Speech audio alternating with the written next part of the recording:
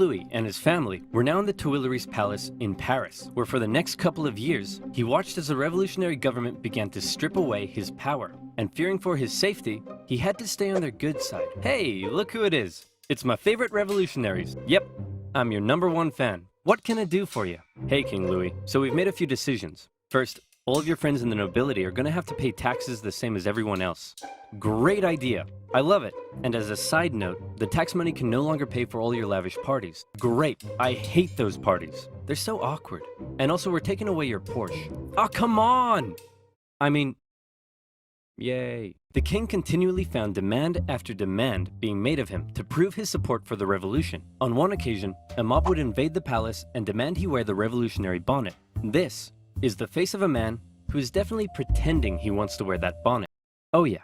Seeing the situation rapidly turning against him, the king decided it might be a good idea to leave France and mount a campaign to retake his country from abroad. Luckily for him, he was married to an Austrian. So on the night of June 20th, 1791, the king and his family disguised themselves as servants and attempted to flee to the Austrian Netherlands. The royal carriage made a stop in the town of Varennes, and the postmaster there was like, "Hey guys, what's up? Where are you off to?" "We are but a collection of inconspicuous servants heading for the border for no particular reason at all." "Say, you, the fat one, you look kind of familiar. Aren't you the king?" "Nope." "Let me see your passport. It says here you're King Louis the 16th. "Nope, not me."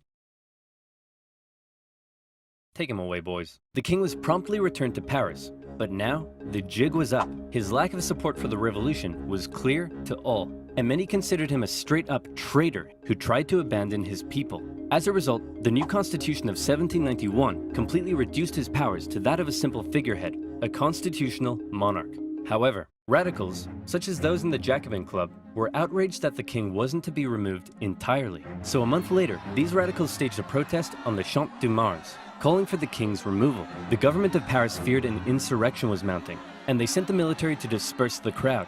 The confrontation escalated and resulted in the Revolutionary National Guard firing on a crowd of revolutionaries. It was a massacre. The incident exposed a deep division within the Brotherhood of the Revolution. On one side, the moderates who wanted to keep the king as a figurehead. On the other, radicals who wanted to see the king deposed and heads roll. In the wake of the massacre, these radicals received a wave of support. And speaking of rolling heads, one form of equality the revolution introduced was equality in execution. This meant no more torturous drawing and quartering, no more inhumane hanging. They wanted all criminals, regardless of economic status, to receive the same penalty, a quick and painless one. Luckily, a man by the name of Dr. Joseph Guillotine had an idea. A heavy blade that falls like thunder. The head flies off, blood spurts, and the man is no more. The guillotine, otherwise known as the National Razor. The guillotine made its debut in 1791 as the new form of execution. The writings of Marat and others continued to call for the execution of anyone suspected of working against the revolution. For him, this included some members of the clergy and nobility who had previously benefited from the cruel system of inequality that existed before the revolution. In many parts of the countryside, local lords had found themselves become a target. "Sire, the peasants, they're revolting." "Oh, come on, that's a bit harsh. Sure, they smell a bit, but I wouldn't say they're revolting." "Oh yes, I see what you mean." Increasingly, these French aristocrats began fleeing France to find solitude in other parts of Europe. And once again, fear began to take hold. The privileged classes of these foreign nations didn't like what they were seeing because they feared revolutionary ideas may spread to their own lands. The National Assembly, actually now the Legislative Assembly, feared that these nations may decide to attack. "Then why don't we attack them first?" "No, you idiots, we are definitely not ready for war yet." Did somebody say something? France declared war on Austria in April 1792 and immediately got pummeled. It also didn't help that Austria's ally, Prussia, joined in the fighting. The Prussian Duke of Brunswick posted a letter warning the revolutionaries that if anything happened to the king, he would burn Paris to the ground. The Duke's letter proved to be a massive success in inspiring the people of Paris to do the exact opposite of what he intended. They were enraged by the threat, and on the 10th of August 1792, the tension in the city exploded, and a mob stormed the king's palace. Fighting broke out between the revolutionaries and the king's Swiss guard, with casualties in the hundreds. King Louis fled and took refuge in the chamber of the Legislative Assembly, where Robespierre and his radical Jacobins were gaining ever more power. Given the developing situation, the chamber decided to hold a vote, and in what some considered to be a second revolution, it was decided to suspend the monarchy entirely. King Louis XVI was now just plain old Louis, and he was sent to a prison cell where an eye could be kept on him. A month later, the newly established National Convention officially declared the French Republic, and society underwent a massive change. Enlightened ideas of democracy and equality were being implemented, but very quickly, these ideas seemed to become secondary to fear, paranoia, and a thirst for blood. The new republic began working to violently remove any semblance of the old royalist regime. The church became a prime target. Priests who refused to take an oath to the revolution were deported or arrested. A new state-sponsored atheistic religion named the Cult of Reason was created as a replacement for the Catholic Church. Notre Dame, along with many other churches, had their religious treasures destroyed and were converted to temples of reason. Even the Christian calendar didn't survive, as a brand new revolutionary calendar was soon introduced. Hey honey, I'm home. Yeah, whatever, jerk. Whoa, what's wrong with you? You forgot. Forgot what? Everything. This entire year. My birthday was on the 3rd of Germinal, our anniversary was the 12th of Thermidor, and you promised that in Freimaer, we'd go on a romantic weekend trip to Venice. No, I said we'd do that in December. December hasn't been a thing for years. The government of Paris, now under the control of the radical sans-culottes, began rounding up suspected enemies of the revolution and sending them to prison in the thousands. Naturally, a large number of those arrested were members of the clergy and aristocracy.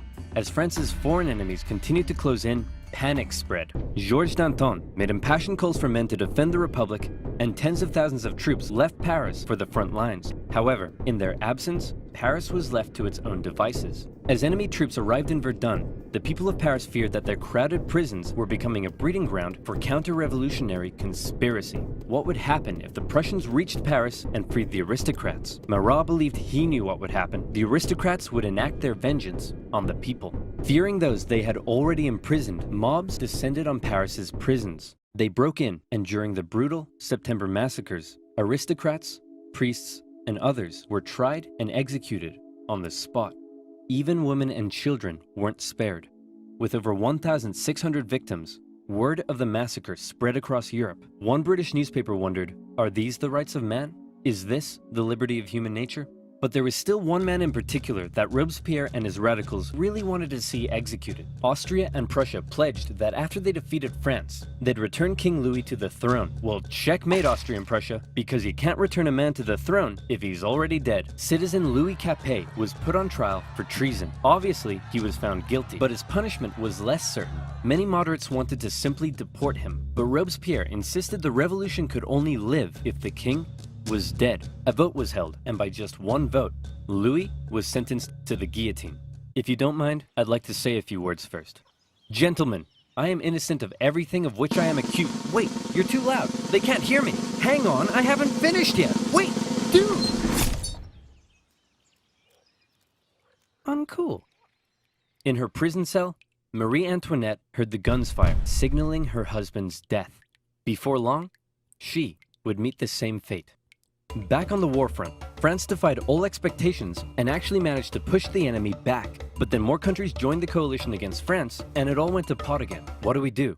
Conscript the masses! The National Convention introduced a conscription law, with each regional department having to meet a certain quota of men for the army. However, not everyone was happy with this new law. You see, while Paris was definitely a hotbed for radical revolutionary fervor, some of the regions outside of Paris weren't quite so keen on the revolution. Some were largely still conservative, still supported the church, and just didn't suffer from that much inequality before the revolution. So as the revolution turned increasingly violent and anti-Christian, many were outraged. Now, they were being conscripted to fight for the new republic they hated. That was the last straw. Counter-revolutionary uprisings erupted in a number of regions across France. Some would last for years, such as in the northwest, where a large-scale uprising was led by the Owls. Why were they called the Owls? Because their leader was named Jean Owl. Why was he called Jean Owl? Possibly because he could do a really good impression of an owl. Really? That's what we're going with? Owls? Just because this guy can do an impression of one? Hit him with it, Jean. Hoot, hoot. Yeah, okay, that's pretty good. The Chouannerie uprising lasted all the way until 1800. In the summer of 1793, the southern city of Toulon invited the British Navy over for some tea and crumpets. and then they asked if they'd possibly like to stay and occupy the city. Being an important naval base, this was a heavy blow to the Republic, who sent a relatively unknown young captain by the name of Napoleon Bonaparte to help stage the siege of the city. Toulon was recaptured by France in the winter, and for his service, Napoleon was promoted to the rank of Brigadier General. The most infamous counter-revolution, however, occurred in the Vendée region. Throughout 1793, revolutionary forces clashed with the region's Catholic and Royal Army. The Republic defeated the counter-revolution through cruel pacification. In particular, General Jean-Baptiste Carrier committed brutal atrocities. In one instance, he had thousands of civilians, priests, women and children tied to ships, which were then sunk. Carrier would later be found guilty of war crimes and executed.